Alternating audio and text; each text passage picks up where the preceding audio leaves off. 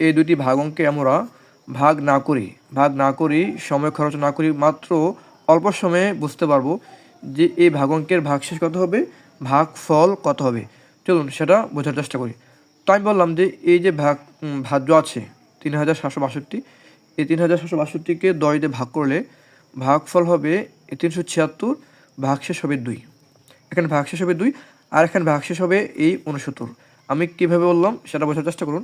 সেটা হচ্ছে ভাজক যদি এক মানে শূন্যওয়ালা এক হয়, ভাজক যদি শূন্য বিশিষ্ট, 1 শূন্য হোক 2 শূন্য হোক 3 শূন্য হোক, এক বিশিষ্ট শূন্য এরকম হয়, 1 10 1000 10,000 এরকম যদি হয়, তখন একের পর যত শূন্য হবে, একের পর 1 শূন্য হলে ডান দিক থেকে একটি সংখ্যা হবে ভাগশেষ, বাকিটা হবে ভাগফল।